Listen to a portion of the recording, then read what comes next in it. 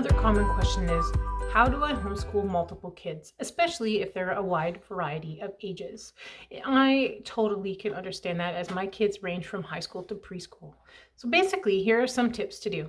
If you have little ones, like younger than preschool, you have toddlers and babies, I recommend that you spend the time focused on them first. Fill up their love tanks, give them the parent time that they are hoping for first, get them all excited, then they're less likely to need you during school time. It's not guaranteed, but at least it gives you an opportunity to make them feel special and important before you get started and focused on some other kids. Another option is to have some quiet time spots or quiet time boxes that they can do. So it's a special kit or a special resource that they can only use or only have access to during school time. That makes it special, and if you rotate it, it becomes a fun thing. It's kind of like a mystery. What do I get to play with today? You can work during nap times if you have littles, so your child can do their schoolwork and stuff that you really need to focus on during nap time, so that you don't have to be distracted by a child running through the room stark naked because they ripped the diaper off, for example. You can also have a safe space, and I've seen this with some families, and I have a variety of it myself. I've seen where families use a playpen, which is a safe place for a small little person to be in so that they have some toys and something special, but they're confined and won't get into mischief while you're doing school. You can also put baby gates into closing off a larger room so that you can all be in a room together. That's another option as well, and one that we have used successfully over the years. If you have lots of kids, your general options are two. One is to do group work, and the other is to do independent work.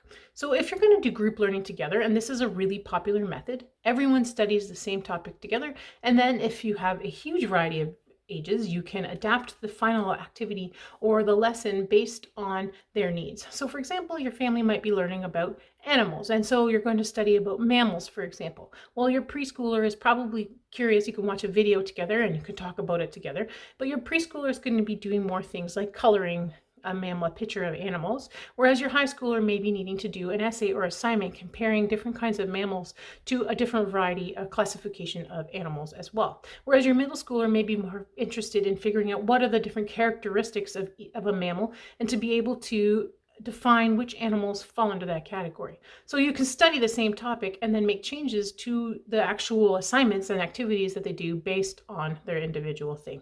If your children are close enough in age that they can all do the activity together, you can use the same resources. That can make it easier as well.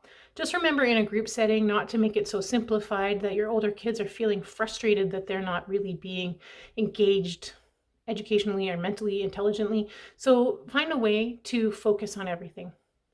The other option is to do independent learning or individualized learning plan. So you rotate through the kids, they do their work that they can do on their own by themselves, and then you rotate to another child after that. So for example, in our house, what we do is we have one kid doing their math on the computer and another kid doing their lessons of the day with me to stay on focus and get their assignments completed.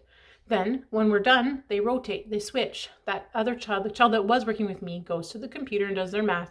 And then the kid that was doing math comes and does their individual lesson with me. This is one option that you can do. You just rotate through the kids. They work on their independent stuff themselves, and then they come to you for the stuff that they need you to be a teacher with.